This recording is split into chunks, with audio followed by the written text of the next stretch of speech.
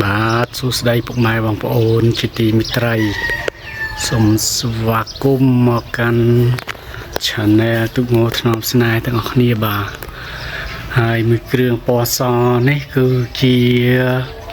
ស្ទឹងសែនមានជ័យបាទស្ទឹងសែនមានជ័យគឺជាទូករបស់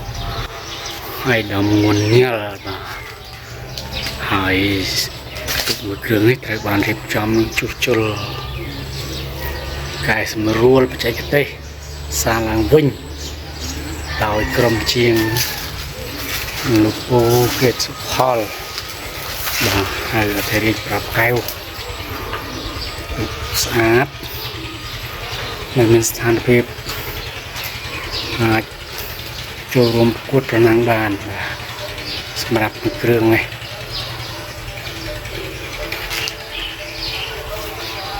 នៅសានទីទុក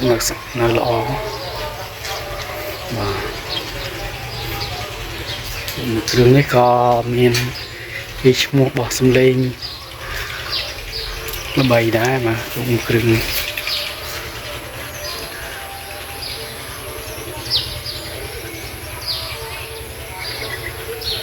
បាទមើលរៀងមើលរំពេបាទស្លោគឺផុសស្អាត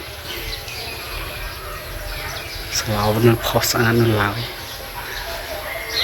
ទុកនេះគឺចំណុចចិត្តដែរបាទទុកនេះស្ថានភាពរៀងនៅស្វែលនៅស្លីមអាចលេងបានមួយគ្រឿងនេះបាទនៅស្ថានភាពសាច់បាទសាច់ញាតធំល្អណាស់បាទទុកនេះសាច់បើកធំល្អ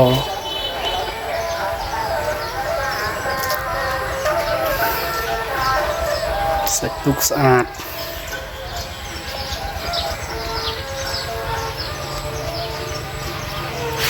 បងអូបាទមានចេកមួយស្និតទៀតបាទ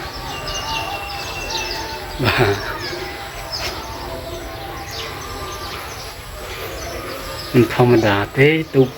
សង្ស័យមានជ័យនេះបាទវាឈ្មោះបោះសំឡេងល្បីល្បាញបាទមើលស្ថានភាពរៀងរើពីកំសៃរៀងបោះល្អណាស់កំសៃ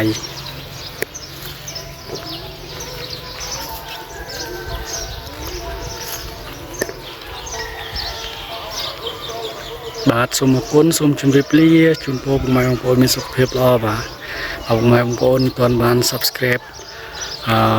Channel ទូងថ្នមស្នេហ៍សូមជួយ Subscribe ម្នាក់មួយផងបាទ